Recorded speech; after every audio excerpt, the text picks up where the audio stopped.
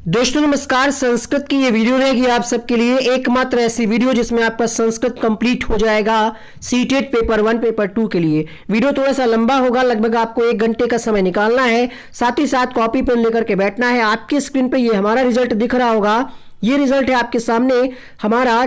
ये सीटेट जुलाई में जो परीक्षा हुई थी उसका है। यहाँ पे संस्कृत में आप देख पा रहे होंगे 23 नंबर हमें प्राप्त हुए थे, और अगर हम आपको दिसंबर का रिजल्ट दिखाएं तो इसमें भी हमें 24 नंबर मिले थे। ठीक है, तो आप भी अच्छा तैयारी कर सकते हैं अगर आप रेगुलर वीडियोस को देखें और नोट्स को अगर आप पढ़ लेते हैं तो उसी में से सारे प्रश्न आ जाएंगे। बहुत सारी वीडियो संस्कृत की इस चैनल पर उपलब्ध है, जिनके लिंक आपको नीचे कमेंट बॉक्स में मिल जाएंगे। कमेंट बॉक्स को चेक करें, नीले कलर का एक लिंक मिलेगा, उस पर आप क्लिक करके सारी वीडियोस देख सकते हैं। अगर आप सभी वीडियोस को देख लेते हैं तो 30 में से 25 प्लस नंबर आराम से आप प्राप्त कर सकते हैं। ये हम नहीं कहते, रिजल्ट के बाद आप ही कमेंट करके बताएंगे।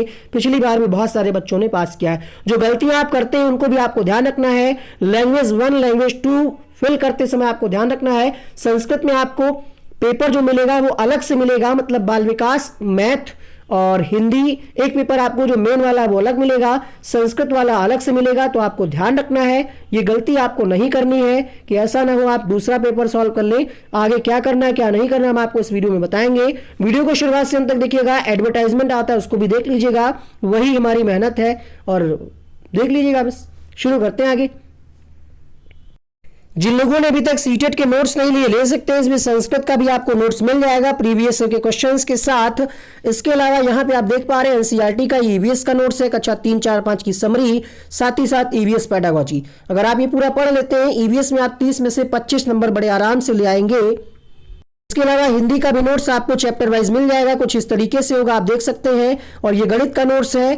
ठीक है, एनसीईएफ के अनुसार गणित कैसे पढ़ाया जाना चाहिए, गणित में शिक्षण विधियां कौन सी हैं, आगमन निगमन विश्लेषण, इन सब के बारे में आप इन नोट्स से पढ़ सकते हैं।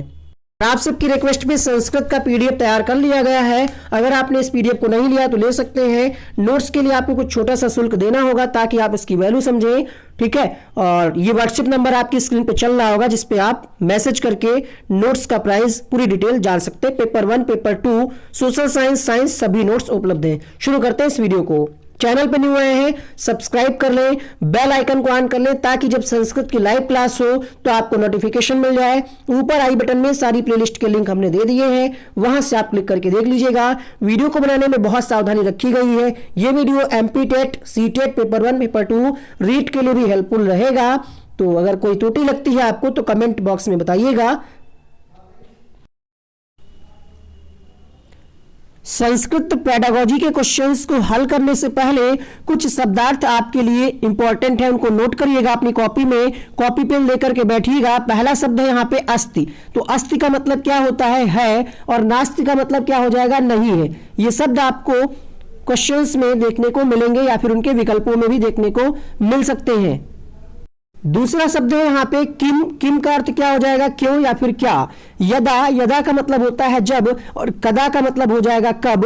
और यदि लिखा हुआ ऑप्शन में तो आप यदि का मतलब तो समझ ही जाएंगे कि यदि ही होता है। अधोलिखित लिखा होता है, अधोलिखित विकल्पेषु कह विकल्पे समीचीनम असमीचीनम, ऐसे प्रश्न आते हैं। तो अधोलिखित का मतलब होता है नीचे दिए गए या नीचे लिखे हुए।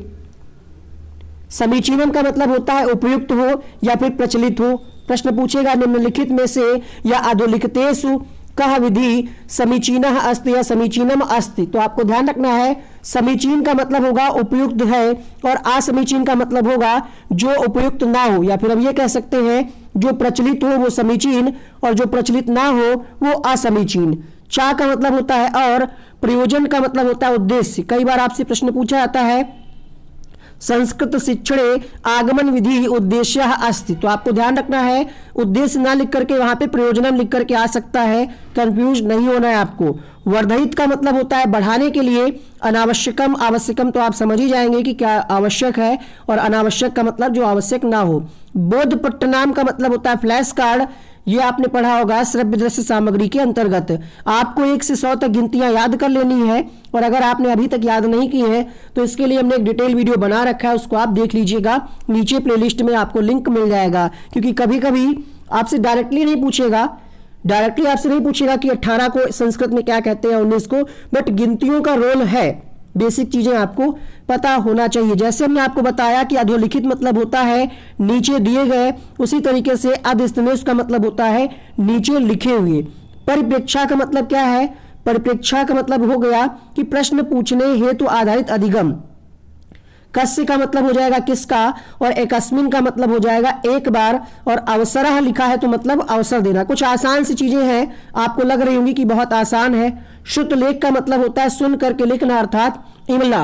और अगर ऑप्शन में लिखा हो प्रतिपुष्टि, तो प्रतिपुष्टि का मतलब हो जाएगा फीडबैक। जैसे आप आकलन करते हैं, मूल्यांकन करते हैं, तो बच्चों की जो प्रगति का स्तर आप जानते हैं उसके बारे में आप उनको फीडबैक देते हैं, तो संस्कृत में उसको क्या कहेंगे? प्रतिपुष्टि कहेंगे। अभिव्याक कक्षाया को क्या कहते हैं? समावेशी कक्षा कहते हैं। ये आपको ध्यान रखना, ये नया शब्द होगा आपके लिए। ये भी 2 नए शब्द हैं, इनका प्रयोग किया गया है 2019 की परीक्षा में। जैसे आगमन विधि को वहां पे ऑप्शन में आपको आरोहात्मक विधि लिखा हुआ मिल सकता है, और निगमन को अवरोहात्मक विधि लिखा हुआ मिल सकता है। अंतरावैयक्तिक का मतलब क्या होता है? अगर आपने बाल विकास में हार्वर्ड गार्डनर का बहुबुद्धि का सिद्धांत पढ़ा है तो उन्होंने 8 प्रकार की बुद्धि बताई है, उसी में एक है इंट्रापर्सनल और इंट्रापर्सनल। ठीक है, तो इंट्रापर्सन और यहाँ पे 8 प्रकार की जो बुद्धि बताई है हार्वर्ड गार्डनर ने, उसी में से यहाँ पे एक बार प्रश्न पूछा गया है। अंतरावैयक्तिक मतलब स्वयं से विचार विमर्श, जब आप अपने आप से विचार विमर्श करें, और यहाँ पे इसका जस्ट अपोजिट होता है अंतरवैयक्तिक प्रज्ञा, यानी परस्पर विचार विमर्श करना। या फिर हम ये भी कह सकते हैं कि 2 या 2 से अधिक लोग जब विचार विमर्श करें तो वहां पे हो जाएगा अंतरवैयक्तिक प्रज्ञा। प्रज्ञा का अर्थ होता है बुद्धि से, ये भी ध्यान रखिएगा। संस्कृत में या हिंदी में भी इसका प्रयोग किया गया है। प्रज्ञा का अर्थ होता है बुद्धि से। जैसा कि हमने आपको बताया कि आपको गिनतियां पढ़नी, इसके अलावा समुचित अगर पूछ रहा है तो समुचित का मतलब हो सकता है उपयुक्त या फिर सही क्रम। समुपयुक्त का मतलब उपयुक्त हो सकता है या उपयुक्त। कई बार प्रश्नों में ऐसे लिखा होता है कि समुपयुक्तम, तो उसका मतलब यही होगा कि उपयुक्त विकल्प कौन सा है, या उत्तर में उपयुक्त विकल्प कौन सा होगा। बाकी आप ये देख करके समझ पा रहे होंगे। उचिता का मतलब उचित, कतमा का मतलब कौन सी, सूचित का मतलब है सूचना, सूचित करना, स्वकक्षाया का मतलब है अपनी कक्षा, किम का मतलब हो जाएगा क्या, कौन। अंतरावैयक्तिक आपको समझ में ना आया हो, एक बार फिर से समझ लीजिए। अंतरावैयक्तिक यहाँ पे स्वयं से विचार विमर्श करना, आप यहाँ पे तस्वीर में देख पा रहे होंगे। और अंतरवैयक्तिक प्रज्ञा का मतलब होता है 2 या 2 से अधिक लोग या फिर परस्पर विचार विमर्श करें। आदव एक शब्द है, ये नया आपको लग रहा होगा। आदव का मतलब होता है पहले, ठीक है, ये आप ध्यान रखिएगा। बाकी संप्रेषणात्मक, जैसे आपने हिंदी में पढ़ा है, संप्रेषणात्मक का मतलब होता है विचारों का आदान प्रदान करना। नैसर्गिक ध्यान रखिएगा, इसका बहुत रोल होगा आपकी परीक्षा में। 1 नंबर का प्रश्न आता है कि कैसा वातावरण होना चाहिए कक्षा का, तो नैसर्गिक वातावरण यानी प्राकृतिक, प्रकृति से जुड़ा होना चाहिए। अब टिप्स आपके लिए यहाँ पे कुछ है। जब भी आपके सामने प्रश्न आए किसी भी शिक्षण का, मतलब चाहे हिंदी हो, संस्कृत हो या कोई भी भाषा हो, या फिर आप बाल विकास के ही प्रश्न हल कर रहे हो, कई बार ऐसा होता है कि बाल विकास या हिंदी के प्रश्नों को ही संस्कृत में ट्रांसलेट करके आपसे पूछा जाता है। तो ध्यान रखिएगा, कुछ डरना नहीं है, कुछ नया आपसे नहीं पूछा जाएगा, जो आपने पढ़ा है वही पूछा जाएगा। अपने अंदर कॉन्फिडेंस लाइए। प्रश्न का उत्तर देते समय आप क्या करेंगे, ये मान करके चलिएगा कि आप अध्यापक हैं और बालक यानी बच्चे के हित में, विद्यार्थी के हित में उत्तर चुनिएगा। जो 4 ऑप्शन होंगे, देखिएगा किसमें बच्चे का हित हो रहा हो, बच्चे का नुकसान ना हो रहा हो। आपने पढ़ा होगा बाल विकास में क्वेश्चन पूछा जाता है कि एनसीएफ 2005 के अनुसार शिक्षक की भूमिका क्या है। तो शिक्षक क्या है? सुविधादाता, सुगम करता, फैसिलिटेटर का काम करता है। अर्थात शिक्षक को बालकों की रुचि, आवश्यकता को ध्यान में रख करके अपने शिक्षण को प्रभावशाली बनाना है। किसी भी कीमत पे बच्चे का नुकसान नहीं होना चाहिए, बच्चे को गलत नहीं ठहराना है। प्राथमिक स्तर के जब आप प्रश्नों को हल कर रहे हो, चाहे वो संस्कृत हो या फिर कोई भी भाषा हो या कोई भी प्रश्न हो, तो ध्यान रखिएगा बच्चा लगभग 5 से 12 साल का होगा, उस स्तर को आप ध्यान में रख करके उचित विकल्प को चुनाव करिएगा। कई बार आपके सामने ऐसे भी प्रश्न आएंगे जिनके चारों विकल्प आपको सही लगेंगे, फिर आपको देखना होगा कि इन चारों में कोई ऐसा विकल्प तो नहीं है जो व्यापक अर्थ दर्शा रहा हो, जिसमें चारों बातें कही जा रही हो। ठीक है, कई बार ऐसा होता है कि पहले ऑप्शन में लिख दिया विज्ञान, दूसरे में लिख दिया सामाजिक विज्ञान, तीसरे में लिख दिया पर्यावरण, चौथा एक ऑप्शन है जिसमें तीनों लिखे हुए हैं। ऐसा पर्यावरण में होता है, ऐसा संस्कृत में भी हो सकता है। तो आपको ध्यान रखना है जो व्यापक वाला हो वो सही होगा, और अगर आपको कुछ भी नहीं समझ में आ रहा तो देखिएगा जो बड़ा विकल्प होगा 80% 90% तक चांसेस रहते हैं कि वही उसका उत्तर हो। ये सबसे बड़ी गलती करते हैं लोग, इससे लाखों बच्चे हर साल फेल हो जाते हैं। आपको पता है लगभग 20 लाख से ज्यादा लोग फॉर्म भरते हैं सीटेट में और पास होते हैं 4 से 5 लाख, इससे भी कम। ये गलती मत करना और एग्जामिनर जो आपके परीक्षा कक्ष में होगा उसके भरोसे मत रहिएगा। हो सकता है वो आपको सही जानकारी ना दे। आपका पेपर है, आपकी जिम्मेदारी है कि आप सही से चुनाव करें भाषा का। भाषा का पेपर हम आपको दिखाते हैं कैसे आता है। अगर आपको याद है तो अच्छी बात है कि आपने लैंग्वेज 1 में क्या फिल किया है, लैंग्वेज 2 में क्या फिल किया है। अगर नहीं याद है तो प्लीज़ आप अपना कंफर्मेशन पेज डाउनलोड करिए, देखिए जो आपने फॉर्म भरा था उसमें आपने लैंग्वेज 1 में क्या फिल किया था, लैंग्वेज 2 में क्या फिल किया था। शॉर्ट में अगर हम आपको बताएं, यहाँ पे लिखा भी होता है, कहा जा रहा है इस परीक्षा पुस्तिका के 2 भाग हैं, भाग 4 भाग 5, जिसमें 60 प्रश्न है, 1 अंक का है। जिनकी भाषा पहली संस्कृत है, मतलब जिन्होंने लैंग्वेज 1 में संस्कृत दे रखा है, वो क्वेश्चन नंबर 91 से हल करेंगे। जिनकी भाषा द्वितीय संस्कृत है वो 121 से हल करेंगे। अगर आपने हिंदी भाषा को पहले प्रथम भाषा में वरीयता दी है तो आप हिंदी 91 से हल करिएगा और संस्कृत 121 से। हम फिर से रिपीट कर रहे हैं, अगर आपकी भाषा पहली लैंग्वेज फर्स्ट अगर आपकी हिंदी है और लैंग्वेज 2 आपका संस्कृत है तो आप हिंदी क्वेश्चन नंबर 91 से शुरू करिएगा, संस्कृत 121 वाला हल करिएगा। क्योंकि आपको ये संस्कृत का जो बुकलेट है वो अलग से मिलेगा। एक पेपर आपको मेन मिलेगा जिसमें आपके 4 विषय होंगे, एक पेपर आपको अलग से मिलेगा। हालांकि यहाँ पे मेंशन होता है, फिर भी एग्जाम में जो है बहुत सारे लोग गड़बड़ कर देते हैं। लिखा है यहाँ पे साफ साफ, candidate should attempt the questions from part 4 question number 90 to 120। Language 1 वाले ये हल करेंगे। और अगर आप बहुत बार क्या होता है, पेपर उठाते ही लोग यहीं से शुरू हो जाते हैं, उनको ध्यान ही नहीं रहता है, तो ये आपको नहीं करना है, यहाँ से शुरू नहीं करना है। अगर आपकी लैंग्वेज 2 संस्कृत है, ज़्यादातर बच्चों की लैंग्वेज 2 संस्कृत होती है, तो उनको यहाँ से शुरू नहीं करना है। थोड़ा सा आगे बढ़िएगा, 120 तक ये खत्म हो जाएगा, 121 से आपको शुरू करना है पार्ट 5, यहां से आपको शुरू करना है। ऐसे ही आपको पेपर मिलेगा अलग से। तो चलिए शुरू करते हैं आगे की वीडियो को। लाइक का बटन दबा दीजिएगा। बहुत मेहनत लगी इस वीडियो को कलेक्ट करने में, अब बता नहीं सकते कितना समय लगा इसको पूरा एनालिसिस करने में, टाइप करने में, फिर आप तक ये वीडियो पहुंच रहा है। आपके लिए ये वीडियो 1 घंटे का होगा, बट इसके पीछे 1 महीने की मेहनत है। आप देख सकते हैं, अभी वीडियो कंप्लीट होने दीजिए। अंतिम समय में आपको अगर संस्कृत पेडागोजी का नोट्स लेना है सीटेट पेपर 1 पेपर 2 के लिए, तो यहाँ पे ये हैंड रिटेन नोट्स बनवा लिया गया आप सबके लिए। यहाँ पे सारी चीज़ों को डिटेल से बताया गया है कि संस्कृत भाषा की व्युत्पत्ति कैसी हुई है, भाषा विकास, अधिगम अर्जन क्या है, कैसे उनको कारक कौन कौन से प्रभावित करते हैं, मातृभाषा का विकास कैसे होता है, संस्कृत भाषा के कौशल कौन से हैं, शिक्षण विधियां कौन सी हैं, शिक्षण सिद्धांत कौन से हैं, शिक्षण सूत्र, अधिगम साधन कौन कौन से प्रयोग किए जाते हैं संस्कृत में, इन सब को डिटेल से बताया गया है। पूरे 15 क्वेश्चन आते हैं, 15 टॉपिक यहाँ पे लिखे गए हैं। ठीक है, समावेशी शिक्षा, इन सब से एक एक प्रश्न हर टॉपिक से आना है। पूरा ये लगभग 60-70 पेज का होगा, इसको आप परचेज कर लीजिएगा। और व्हाट्सएप नंबर आपकी स्क्रीन पे है, नोट्स पेड रहेंगे, मैसेज करके आप नोट्स प्राप्त करने की प्रक्रिया जान सकते हैं। इसको लेकर के आपको प्रिंट करा लेना है ताकि आपकी तैयारी अच्छे से हो जाए। ठीक है, इसमें कायदे से अच्छे से सब बताया गया है। चलिए आगे बढ़ते हैं। सिर्फ संस्कृत ही नहीं, इसी तरीके से ईवीएस पेडागोजी, ईवीएस एनसीईआरटी सारे पीडीएफ आपको मिल जाएंगे। कुछ पीडीएफ को हमने टाइप कराया, संस्कृत में टाइप कराने में बहुत प्रॉब्लम हो रही थी, समय कम था, इसलिए उसको ऐसे ही हस्तलिखित है फिलहाल। आगे आवश्यकता पड़ेगी तो उसको टाइप करा लिया जाएगा। तो चलिए आगे बढ़ते हैं, वीडियो को कंटिन्यू करते हैं। तो अब आप समझ गए होंगे कि आपको कहां से प्रश्न हल करना है, कौन सा छोड़ना है। 2 बार संस्कृत दी होगी, 2 बार हिंदी दी होगी, ध्यान रखिएगा इस बात का। 15 नंबर का पैराग्राफ आता है। अपने आप से पूछिए कि आपने घर पर बैठ करके 2-3 पैराग्राफ का कभी हल किए हैं? आपका उत्तर होगा नहीं। जब आपने घर पे प्रैक्टिस नहीं की है एक बार, तो वहां पे आप अचानक से कैसे 15 में 15 ला पाएंगे। जितना भी समय अभी आपके पास बच रहा है वीडियो देखने के बाद, कम से कम 10 पैराग्राफ हल करके जाइएगा। भले ही वो प्रीवियस ईयर के हो या किसी बच्चे की किताब ले लीजिए एनसीईआरटी की, उसी में से आता है। ठीक है। किन किन टॉपिक से प्रश्न पूछे जाते हैं? तो समावेशी शिक्षा, भाषा कौशल, विद्यालय या कक्षा का वातावरण कैसा हो, पाठ्यक्रम निर्माण में किन किन चीजों को ध्यान में रखा जाए, भाषा अर्जन और भाषा अधिगम, मातृभाषा से एक प्रश्न आता है, भाषा विकास में कौन कौन सी कारक सहायक होते हैं उससे आता है, आकलन मूल्यांकन के अंतर्गत पोर्टफोलियो से कभी कभी आ जाता है। बहुभाषिकता क्या है? तो कक्षा में बहुभाषिकता संसाधन के रूप में काम करती है, यहां से आता है। कौन सी शिक्षण विधियां प्राचीन है, कौन सी नवीन है, इससे प्रश्न आता है। पाठ्यपुस्तक के अच्छे गुण क्या हैं, इससे प्रश्न आता है।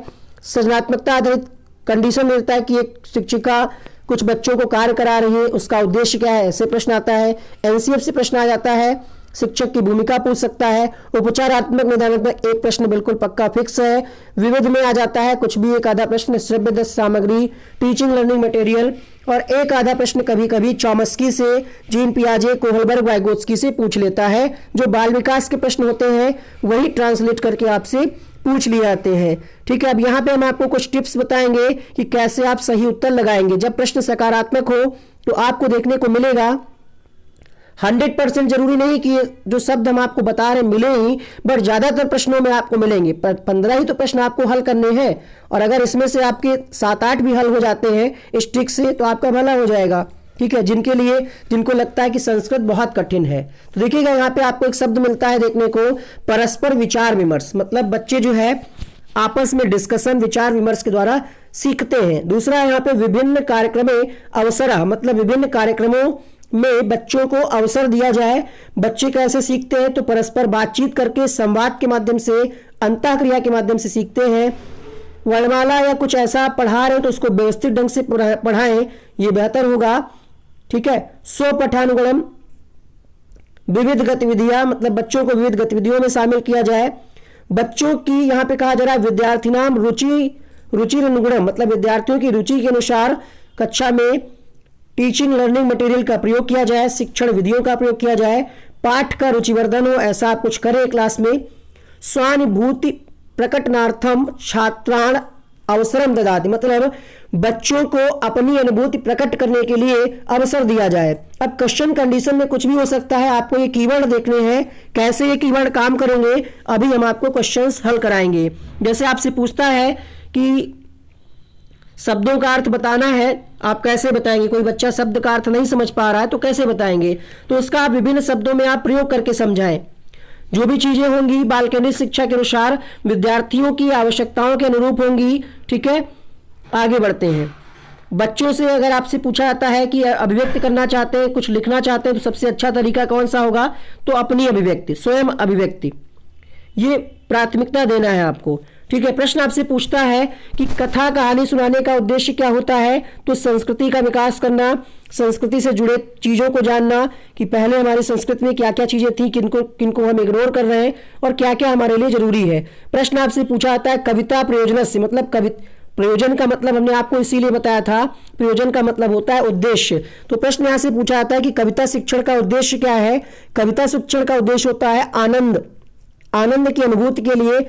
अब कविता अगर कोई लिख रहा है तो इसका सृजनात्मकता से भी संबंध हो सकता है, डिपेंड करेगा कि ऑप्शन में आनंद की बात कही जा रही है या फिर सृजनात्मकता की। अगर दोनों कही जा रही है तो क्वेश्चंस के अर्थ को निकालने का प्रयास करिएगा कि उसमें पूछा क्या जा रहा है।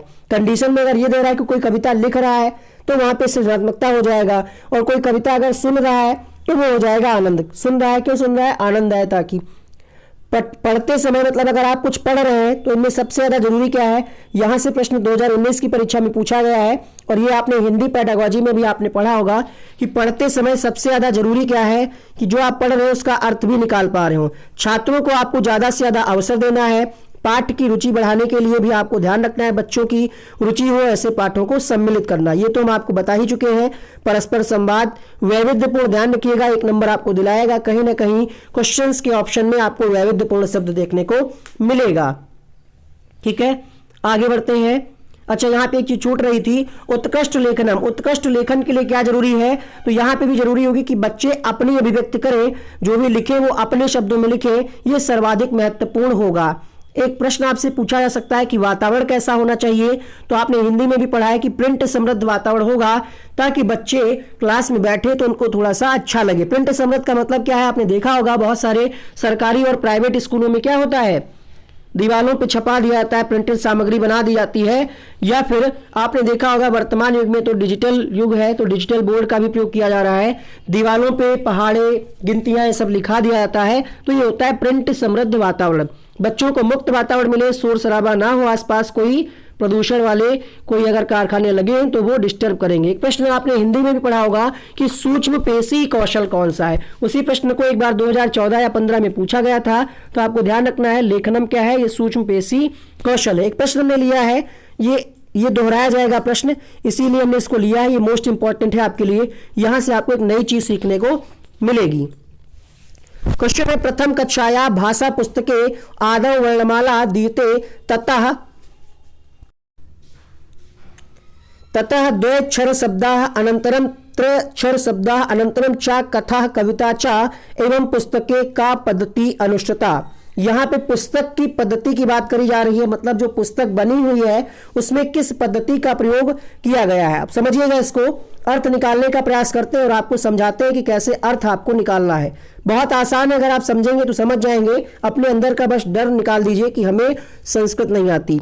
प्रथम कक्षाया का मतलब हो जाएगा पहली कक्षा में, भाषा पुस्तक मतलब भाषा की पुस्तक, आदौ का मतलब हमने आपको पहले ही बताया था, आदौ का अर्थ होता है पहले, अर्थात पहली कक्षा में भाषा की पुस्तक में पहले क्या दिया हुआ है, वर्णमाला दिया हुआ है, छोटा आ से ज्ञा तक या जो भी वर्णमाला। इंग्लिश की बुक है तो इंग्लिश के हिसाब से, हिंदी की है तो हिंदी के हिसाब से।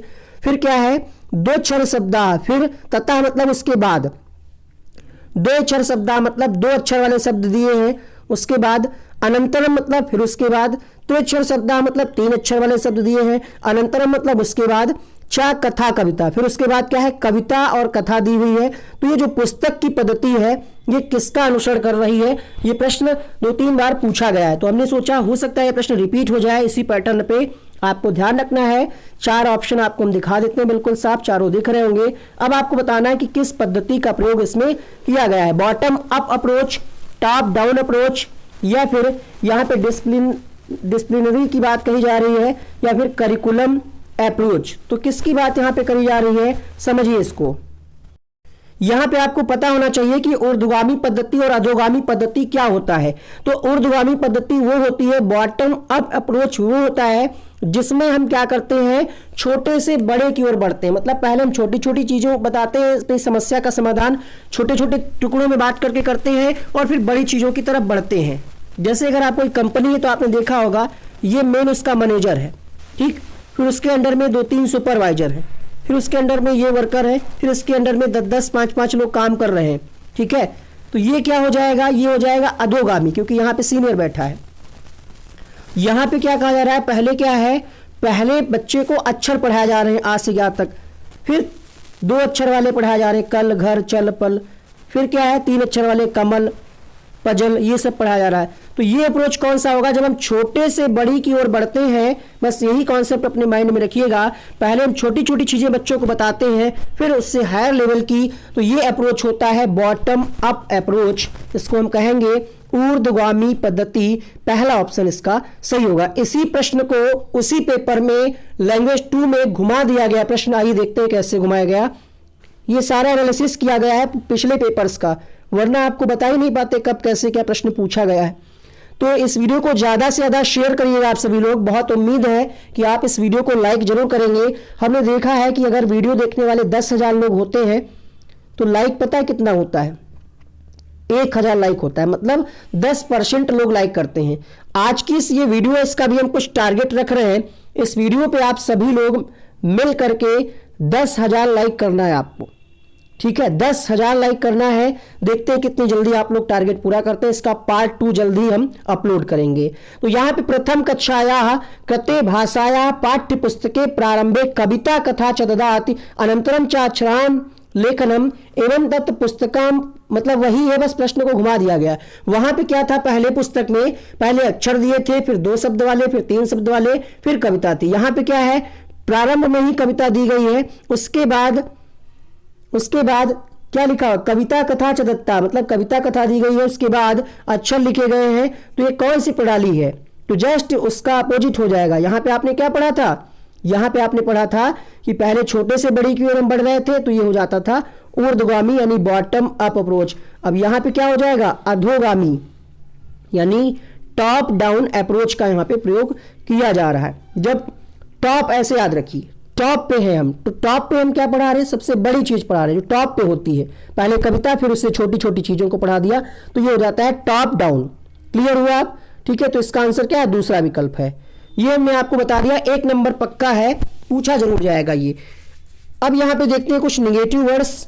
अगर प्रश्न सकारात्मक है और ऐसे वर्ड का प्रयोग दिया गया है, संस्कृत में भी इसमें ऐसे लिखा होगा, दंडान, है ना, भेदभाव को भी कुछ ट्रांसलेट करके लिखेंगे वो लोग, केवलम, मात्रम, एक मात्रा, सदैवा, तो ये उसका उत्तर नहीं होंगे। अगर संस्कृत में क्वेश्चंस में प्रयोग किए जा रहे हैं तो इसको आपको इग्नोर करना है, मतलब उत्तर वो सही नहीं होगा। याद कराने को में जोर नहीं देना है, दोहराने पे जोर नहीं देना है, रटने पे जोर नहीं देना है, स्मरण पे जोर नहीं देना। डिपेंड करेगा क्वेश्चंस कैसे फ्रेम किया जा रहा है। बच्चे को हमें लालच नहीं देना है कि एक टॉफी दे रहे हैं हम तभी तुम स्कूल आओ, तभी संस्कृत पढ़ो, ठीक है, 5 रुपए का कोई उपहार दे रहे हैं, तो ये नहीं है। बच्चों पे हमें नियंत्रण नहीं रखना है, उपेक्षा नहीं करनी है, डांटना नहीं है। ज्योतिष आधारित कथन कि भगवान चाहेंगे तो हम पास हो जाएंगे, नहीं चाहेंगे तो हम नहीं पास होंगे, ऐसा अगर कहीं पे दिख रहा है तो वो विकल्प सही उत्तर नहीं होगा। कब नहीं होगा, जब प्रश्न सकारात्मक है, और अगर प्रश्न नकारात्मक है तो हो सकता है वही उत्तर हो। आगे क्वेश्चंस के माध्यम से आप समझ पाएंगे। अच्छा, बच्चा अगर गलती कर रहा है तो इसका मतलब क्या है, तो अधिगम का ही हिस्सा है, इसको भी आप समझ जाएंगे जब क्वेश्चंस को ट्रांसलेट करके आपके सामने होगा। बच्चे को हतोत्साहित नहीं करना है, अवहेलना नहीं करनी है, दबाव नहीं डालना है, कुछ कार्य कर रहा है रोकना नहीं है, तुलना नहीं करनी है दूसरे बच्चे से, ठीक है, उसके बैक परफॉर्मेंस से आप तुलना कर सकते हैं। समझिएगा, बच्चा हाफ ईयरली का एग्जाम दिया, उसके 70 नंबर थे, बच्चे ने फाइनल एग्जाम दिया 80 नंबर थे, यहाँ पे आप तुलना कर सकते हैं क्योंकि ये उसी का परफॉर्मेंस है। बट एक बच्चा है राम और एक है श्याम, तो इन दोनों की आपस में तुलना अगर किसी विकल्प में दिख रहा है तो वो गलत हो जाएगा। ठीक है, आप आकलन कर रहे हैं, उसमें ग्रेड अंक पे ज्यादा जोर नहीं देना है, और अनुत्तीर्ण और अनुत्तीर्ण करने पे ज्यादा जोर नहीं देना है। आकलन हम इसलिए नहीं करते हैं कि बच्चे को फेल या पास घोषित करें। कोई राजनीति वाली बात है तो वो उसका उत्तर नहीं होगा। कहीं पे अगर सिर्फ केवल लिखा हुआ है, सिर्फ व्याख्या पर ही बल दिया जा रहा है तो उसका उत्तर सही नहीं होगा। वर्गीकरण नहीं करना है किसी प्रकार से, और कहीं ऑप्शन में ये दिया हुआ है कि ध्यान नहीं दिया जा रहा है तो वो भी गलत हो जाएगा। संस्कृत में तकनीकी शब्दों का प्रयोग नहीं करना है, बच्चे को हमें विद्यालय से नहीं भगाना है, शिकायत नहीं करना है, ना ही प्रिंसिपल से ना ही उसके माता पिता से। सबसे पहले कारण जानना है और उसका उपचार करना है। बच्चा अगर कुछ एक्टिविटी करना चाह रहा है, कुछ करना चाह रहा है तो आप उसको इग्नोर मत करिएगा, अनुमति देना पड़ेगा आपको। अगर कहीं पे लिखा हुआ अनुमति ना देना तो वो निगेटिव हो जाएगा। अब देखते हैं कुछ इंपॉर्टेंट टॉपिक जिससे प्रश्न आते ही आते हैं। एक प्रश्न पक्का इस टॉपिक से आ ही जाएगा, भाषा कौशल। तो भाषा कौशल कितने प्रकार के होते हैं? भाषा कौशल 4 प्रकार के होते हैं। कौन कौन से 4 प्रकार? आपने हिंदी में भी इनको पढ़ा होगा और संस्कृत में भी यहां से प्रश्न आते हैं। 4 कौन कौन से कौशल होते हैं? शुभोपाली आप हिंदी में पढ़ते हैं कि सुनना, बोलना, पढ़ना, लिखना। अब देख लीजिएगा यहाँ पे सुनने को क्या कहा जा रहा है? संस्कृत में श्रवणम कहा जा रहा है। बोलने को संभाषणम और वाचनम कहा जा सकता है। पढ़ने को पठनम कहा जाएगा और लिखने को लेखनम कहा जाएगा। प्रश्न आपसे पूछता है कि प्रथम कौशल कौन सा है, तो आप सिंपल से समझ जाएंगे पहले नंबर पे ये है तो ये हो जाएगा प्रथम कौशल। प्रथम कौशल होने के साथ साथ इसको आधार कौशल भी कहते हैं क्योंकि इन सभी कौशलों का ये आधार है। जब बच्चा सुनेगा तभी तो पढ़ेगा लिखेगा, तो आधार आपका श्रवण कौशल हो जाएगा। एक प्रश्न यहाँ पे पूछा गया है, देखते हैं, प्रीवियस ईयर में पूछा गया है, बालेन मातृभाषायाः अधिग्रहणम भवति प्रमुखतया। मतलब बच्चों के मातृभाषा अधिग्रहण में प्रमुखता क्या है, मेन क्या है? मेन का प्रमुख का मतलब क्या है? आधार। तो हम आपको ये दिखाना चाह रहे हैं कि बिल्कुल रट्टू तोता मत बनिएगा कि हमने आपको आधार बताया है तो आधार ही लिखा हुआ मिले प्रश्न में। प्रश्न में प्रमुखता भी लिखा दे सकता है, तो प्रमुखता क्या हो जाएगा? मेन क्या है, प्रमुख क्या है? भाषा अधिग्रहण में सबसे प्रमुख कौशल हो जाएगा श्रवणेन। बच्चा सुनेगा तभी आगे की चीजों को समझ पाएगा। यहां से भी प्रश्न पूछा गया है कि ग्रहणात्मक कौशल कौन कौन से हैं, अभिव्यक्तात्मक कौशल कौन कौन से हैं। स्क्रीनशॉट लीजिए या फिर तुरंत इसको कॉपी में नोट करिएगा। तो ग्रहणात्मक कौशल कौन कौन से होंगे? सुनना, पढ़ना। उत्पादक कौशल या अभिव्यक्तात्मक कौशल कौन कौन से होंगे? संभाषण और लिखना। संभाषण का मतलब क्या होगा? संभाषण अभिव्यक्त कैसे करते हैं आप? या तो बोल करके करेंगे, या तो आप लिख करके करेंगे। तो ये होते हैं अभिव्यक्तात्मक कौशल, इन्हीं को उत्पाद कौशल कहते हैं। ग्रहणात्मक का मतलब होता है जैसे आप ग्रहण करें, तो कैसे ग्रहण करेंगे, किसी चीज को आपको ग्रहण करना है भाषा के संदर्भ में, तो या तो आप सुनकर के ग्रहण करेंगे भाव को, या तो पढ़ करके करेंगे। एक चीज और ध्यान रखिएगा कि जो भाषा के चारों कौशल हैं ये अंतः संबंधित होते हैं। ये क्या होते हैं, अंतः संबंधित होते हैं। कोई जरूरी नहीं है कि ये क्रम से ही सीखे जाए। कहने का मतलब है सुबोपाली क्रम आपने पढ़ा है, लेकिन ये जरूरी नहीं है कि हर बच्चा इसी क्रम से सीखे। ये हिंदी में भी प्रश्न आता है और संस्कृत में भी आता है। कई सारे लोग इसका आंसर गलत बताते हैं, बट यही सही है। ये कोई जरूरी नहीं है कि एक क्रम में ही अर्जित किए जाए। ठीक है, आगे देखते हैं। श्रवण वाचन कौशल का विकास कैसे होगा, तो अभिनव एवं संवाद से होता है। प्रश्न अगर आपसे पूछा है कि भाषा का प्राथमिक रूप क्या है, तो हो जाएगा संकेत भाषा। बाकी हम आपको ये बता ही चुके हैं, ये जो चीजें हमें क्लास में चलानी है वो बच्चे की आवश्यकता के अनुरूप चलानी है। बहुभाषिकता क्या है, तो कक्षा में बहुभाषिकता संसाधन का काम करती है।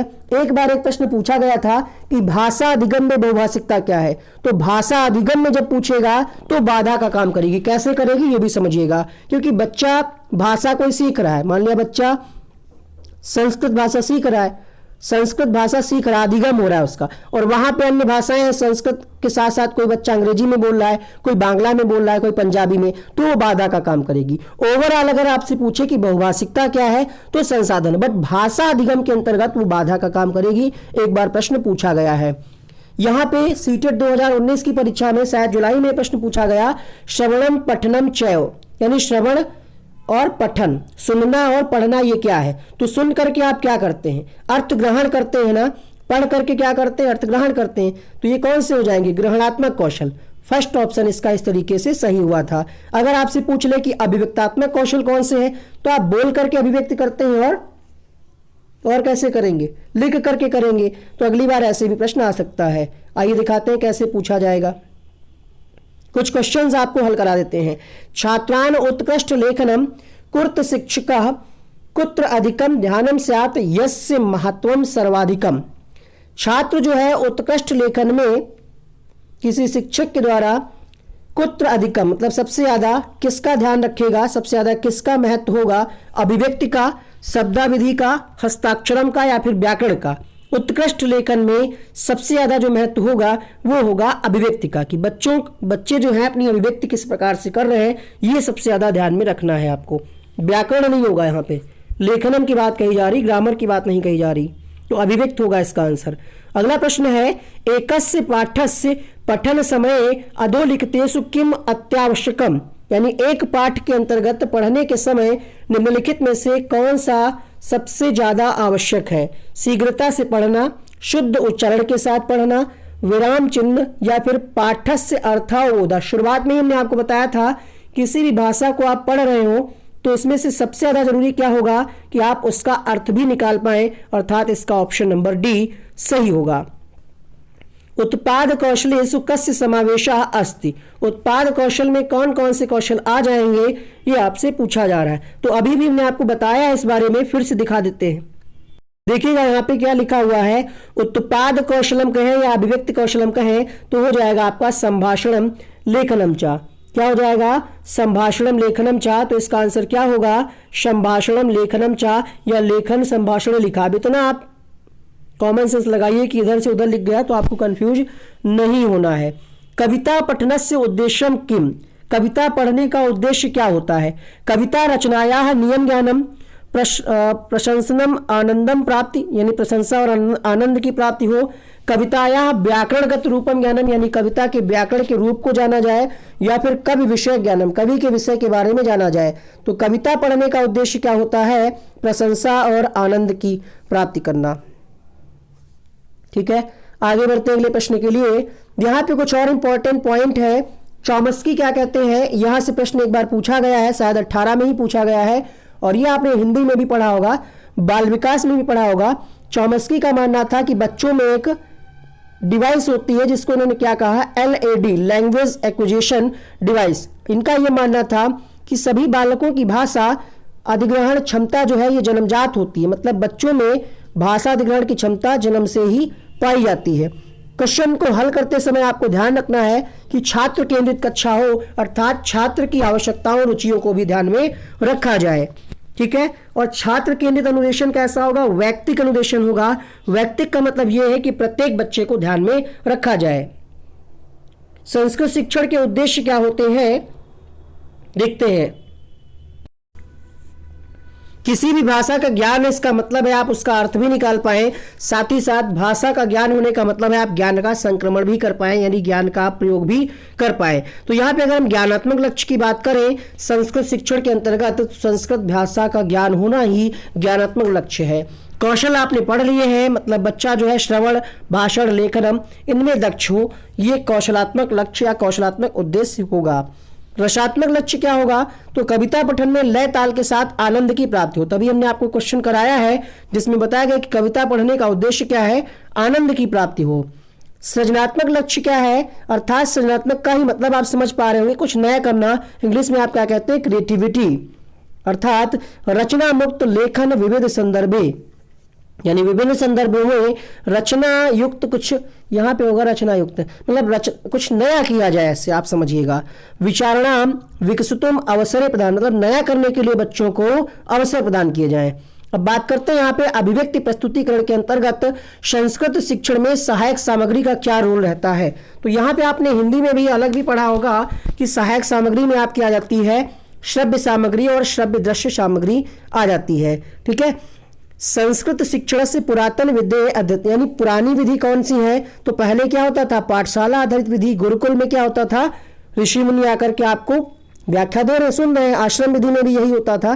तो ये कौन सी, आपसे प्रश्न पूछा आता है कि निम्नलिखित में से कौन सी पुरानी विधि है या प्राचीन विधि है या पुरातन विधि है? तो आपको ध्यान रखना है पाठशाला, गुरुकुल, आश्रम ये पुरातन विधि है। श्रेष्ठ और नवीन विधि कौन सी है? तो इसमें आ जाती है आपकी आगमन निगमन विधि, ये नवीन भी है और श्रेष्ठ विधि भी है। कुछ भाषागत दोष है जैसे स्वरलोप। स्वरलोप में क्या होता है? बच्चा विधि को विधि बोलता है, ये स्वरलोप का उदाहरण है। स्वरागम में क्या होता है? स्कूल को स्कूल बोलता है, स्कूल को स्कूल बोलता है। वर्णमाला का दोष क्या है? तो का को कै बोलना, हा को है बोलना, गा को गय बोलना, ये होता है वर्णमाला दोष। स्वर भक्ति दोष में क्या होता है? देवेंद्र को देवेंद्र बोलना, सुरेश को सुरेशा, श्री को श्री, ये होते हैं स्वर भक्ति दोष। इसको डिटेल से आप पढ़ लीजिएगा, अलग से वीडियो बना देंगे इस पे हम कई सारे एग्जाम्पल के साथ। प्रश्न अगर आपसे पूछे कि अनुवाद शिक्षण में श्रेष्ठ विधि कौन सी है, तो श्रेष्ठ विधि वही होगी जैसे आप यहाँ पे ये लाइन का अगर आपसे कहा जाए अनुवाद करिए, तो दो भाषाओं का रोल होगा। अनुवाद का मतलब क्या है? संस्कृत में हम पढ़ रहे हैं, आपको हिंदी में बता रहे हैं। अनुवाद शिक्षणे श्रेष्ठ विधि अस्ति, इसको हमने आपको ट्रांसलेट किया। अनुवाद शिक्षण में श्रेष्ठ विधि है, अस्ति का मतलब है। तो दो भाषाओं का प्रयोग हुआ ना, एक ये भाषा जिस भाषा में हमने आपको ट्रांसलेट किया, तो द्विभाषी विधि बेहतर होती है। अनुवाद प्रकार में कौन सा श्रेष्ठ है? जिसमें तथ्यों आधारित, मतलब तथ्य को आधार मान करके अनुवाद किया जाए। भाषा अधिगम क्या है? तो भाषा अधिगम प्रयासपूर्ण होता है। ध्यान रखिएगा विद्यालय में मानक भाषा और द्वितीय भाषा का भी रोल रहता है। अगर आपसे प्रश्न पूछे कि भाषा अधिगम के संदर्भ में कौन सा विकल्प सही है, तो भाषा अधिगम प्रयासपूर्ण होता है। ठीक है, प्रयासजनक होता है। और भाषा अर्जन सहज रूप से होता है। समाज का रोल होता है, बच्चा अनुकरण के द्वारा सीखता है। मातृभाषा का रोल रहता है, प्राथमिक भाषा का यहाँ पे योगदान रहता है। और अनौपचारिक रीति, मतलब अनौपचारिक का मतलब ये है कि इसमें कोई सिलेबस, कोई पाठ्यक्रम फिक्स नहीं होता।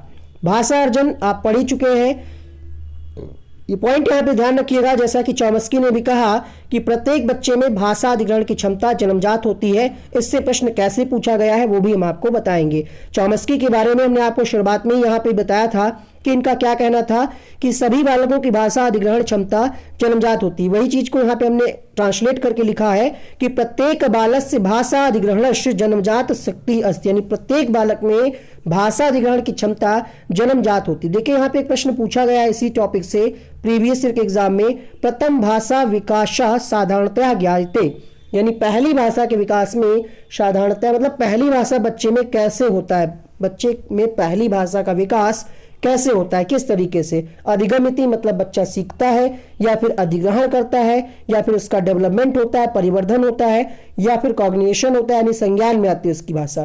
तो ये उसी से है प्रश्न, अगर आप समझ पा रहे होंगे बच्चों में भाषा अधिग्रहण करने की क्षमता जन्मजात होती है। इसी चीज को तो हमने आपको बताया है। और प्रश्न देखिए कैसे पूछा गया, तो ये थोड़ा सा आपको लॉजिक लगाना पड़ेगा। ग्रेजुएशन किया है आपने, इतना तो आप कर ले जाएंगे ना। तो यहां पे क्या हो जाएगा, प्रथम भाषा विकास की क्षमता क्या होती है, जन्मजात होती है। अधिग्रहण होता है, इसका लर्निंग नहीं होता है, अधिग्रहण होता है। दूसरा प्रश्न एक और पूछा गया, भाषा अधिग्रहण विषय का उक्ति समीचीना। आप समीचीना का प्रयोग यहां पे देखिए हो पा रहा होगा। समीचीना का मतलब हमने आपको बताया था कि उपयुक्त हो जो। तो भाषा अधिग्रहण के विषय में का उक्ति मतलब कौन सी युक्ति, समीचीना का मतलब उपयुक्त है। पहला ऑप्शन है भाषाम अधिग्रहीतुम बालानाम जन्मजाता शक्ति नास्ति, मतलब भाषा अधिग्रहण में बालकों की जन्मजात शक्ति नहीं होती है, तो ये गलत हो गया चौमस्की के हिसाब से। दूसरा है यदा बाला विद्यालयम आगच्छन्ति तदा ते भाषा अधिगम कुर्वन्ति, यदि बालक विद्यालय आते हैं तभी वे भाषा को सीखते हैं। या फिर तीसरा ऑप्शन है प्रत्येक बालक से भाषा अधिग्रहण से जन्मजात शक्ति अस्ति, प्रत्येक बालक में भाषा अधिग्रहण की क्षमता जन्मजात होती है। ये बात सही है चौमस्की के अनुसार, तीसरा विकल्प यहाँ पे सही होगा। यहाँ पे विभिन्न स्रोत लिखा है तो ये गलत हो गया। आगे बढ़ते हैं तो आप समझ पाएंगे प्रश्न कैसे पूछे जाते हैं। अच्छा, अगर आपसे पूछ ले कि भाषा का प्राथमिक रूप क्या है, तो पहले बच्चा जो है भाषा, सांकेतिक भाषा जो है ये प्राथमिक रूप माना जाता है। एक प्रश्न आपसे ये पूछा जाता है निदानात्मक उपचारात्मक परीक्षण से। और अगर आपसे यहाँ पे प्रश्न पूछ ले कि बच्चे की क्रमिक प्रगति का लेखा जोखा किस फोल्डर में होता है, तो पोर्टफोलियो है। सेम क्वेश्चन आएगा, आप कर ले जाएंगे, थोड़ा सा ट्रांसलेट किया जाएगा इसको। तो निदानात्मक परीक्षण का मतलब क्या होता है, बच्चा अगर जैसे विद्यालय में डेली एब्सेंट हो रहा है या लेट से आ रहा है ना, या आप जो गृह कार्य दे रहे हैं नहीं कर पा रहा है, तो क्या करेंगे आप, सबसे पहले समस्या की पहचान करेंगे। तो ऐसा कंडीशन में फ्रेम करके क्वेश्चन आ सकता है। आपको क्या करना है, सबसे पहले समस्या की पहचान करना है कि बच्चा लेट क्यों आ रहा है या गृह कार्य क्यों नहीं करके आ रहा है, ये चीजें आपको पहचान करना है। पहचान करने को ही हम कहते हैं निदानात्मक परीक्षण। और जब हम पहचान कर लेंगे तो उसको दूर करने का प्रयास करेंगे, अर्थात समस्या का समाधान करेंगे, उसको हम कहते हैं उपचारात्मक परीक्षण। जब आप कभी बीमार हुए होंगे, डॉक्टर के पास जाते होंगे, तो आपसे पूछता होगा क्या है, कब से दिक्कत है, बुखार है, क्या आपने खाया था, दवाई क्या ली थी। अर्थात पहले वो पहचान करता है। ज्यादा अगर सीरियस मैटर होता है तो टेस्ट लिखता है, पता करता है कि बुखार कौन सा है, मलेरिया वाला है, कोरोना वाला है या फिर डेंगू वाला है। तो पहले पहचान करेगा तभी ना इलाज करेगा। तो पहचान मतलब निदानात्मक, उपचार मतलब समस्या का समाधान करना। ठीक है। बालकों में भाषा का विकास कैसे होता है, तो ये होता है अभिव्यक्ति के माध्यम से या भाषा प्रयोग के माध्यम से। जितना ज्यादा बच्चों को अवसर मिलेगा उतना ज्यादा बच्चे में भाषा का विकास होगा। कैसे होगा, अभिव्यक्ति के माध्यम से, भाषा प्रयोग, या जितना ज्यादा उनको अवसर मिलेगा। भाषा अधिगम में सबसे ज्यादा महत्व किसका है, तो चौमस्की का कथन है कि भाषा अधिगम में सबसे ज्यादा महत्व है सामाजिक संवाद का, यानी परस्पर बातचीत का। क्योंकि इनका यह कहना था बच्चे का विकास या अधिगम बिना समाज के नहीं हो सकता। बहुभाषिकता क्या है, तो बहुभाषिकता जो है, बहुभाषिकता क्या एक महत्वपूर्ण संसाधन है और इससे क्या है बच्चे का संज्ञानात्मक विकास भी होता है। आगे बढ़ते हैं, इसी पर आधारित एक प्रश्न पूछा गया है प्रीवियस ईयर में, मातृभाषा आधारित बहुभाषावाद नाम किम। फर्स्ट ऑप्शन है केवलम मातृभाषा अधिगमा। अब हमने जो आपको ट्रिक बताई है उससे आप पहचान गए होंगे कि यहाँ पे केवल लिखा है, ये ऑप्शन इसका नहीं होगा। दूसरा विकल्प है मातृभाषा माध्यमेन अधिगमा, यानी मातृभाषा के माध्यम से अधिगम हो। बात तो सही है, लेकिन पूछा क्या जा रहा है, बहुभाषावाद क्या होता है। तीसरा विकल्प है प्रथमम मातृभाषाया अधिगम तदंतरम अधिकानि भाषाणाम योगा, मतलब पहले मातृभाषा का अधिगम हो उसके बाद अधिक भाषाओं का योग हो। तीसरा ऑप्शन है अनेक भाषाणाम विदेशी भाषाणाम चा मातृभाषा रूपेण अध्ययनम, यानी अनेक भाषा के अंतर्गत विदेशी भाषा और मातृभाषा का भी अध्ययन हो। तो यहाँ पे बेहतर ऑप्शन आप क्या देखेंगे, यहाँ पे विदेशी भाषा लिखा है, तो विदेशी भाषा को मातृभाषा में शामिल नहीं करते हैं। पहले मातृभाषा उसके बाद अनेक भाषाओं का योग ही बहुभाषिकता है, अर्थात एक से अधिक भाषाओं का ज्ञान होना ही बहुभाषिकता है। एक नंबर पक्का है। इसके बारे में हम आपको 2 प्रश्न शायद करा चुके हैं, 1-2 प्रश्न और कराएंगे, इसको लिख लीजिएगा।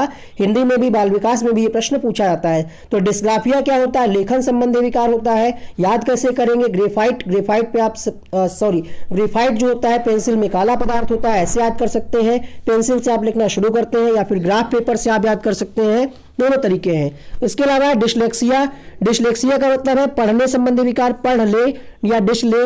या लक्स वाली ट्रिक आप याद कर सकते हैं कि बच्चा लक्स को लुक्स पढ़ता है, मतलब पढ़ने संबंधी समस्या है। इसका एक अलग से वीडियो बना है जिसका लिंक ऊपर आई बटन में मिल जाएगा, क्लिक करके देख लीजिएगा अगर आपने नहीं देखा।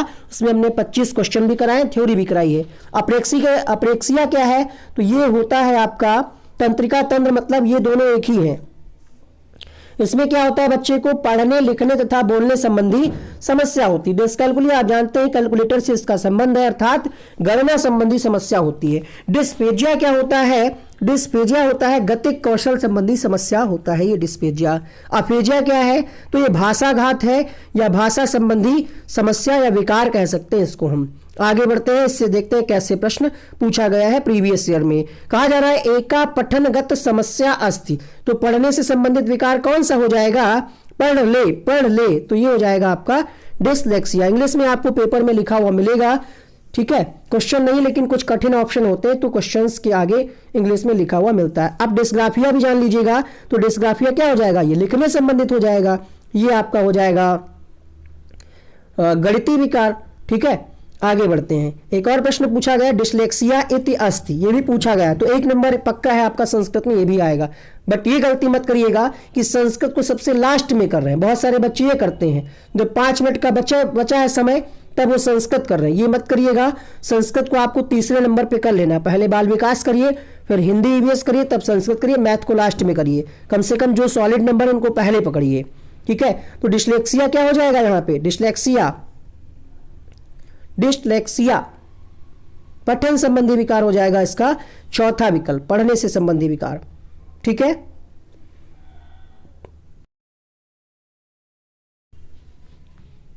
उम्मीद करते हैं क्लास आपको पसंद आई होगी, तो वीडियो को लाइक करें, शेयर करें, सब्सक्राइब करें। वनडे एग्जाम स्टडी संस्कृत की इस चैनल पे 100 से ज्यादा वीडियोस अपलोड हैं, उनको आप क्लिक करके देख सकते हैं। सिंपल सा आपको जाना है, एक कमेंट करना है नीचे, और कमेंट में चेक करना है, पहले कमेंट में नीले कलर की एक लिंक मिलेगी, उसको क्लिक करके आप देखिए। यकीन मानिए संस्कृत में आप 30 में से 25 प्लस स्कोर कर पाएंगे, ठीक है। और एक क्वेश्चन आपके लिए रहेगा होमवर्क, ये प्रश्न आपके सामने डिस्ग्राफिया वर्तते, इसका उत्तर आप सभी लोग कमेंट बॉक्स में लिखिएगा। मिलते हैं अगले वीडियो में, आपकी परीक्षा के लिए आपको बहुत बहुत शुभकामनाएं। Thank you so much. Share जरूर करिएगा इस वीडियो को अपने दोस्तों तक।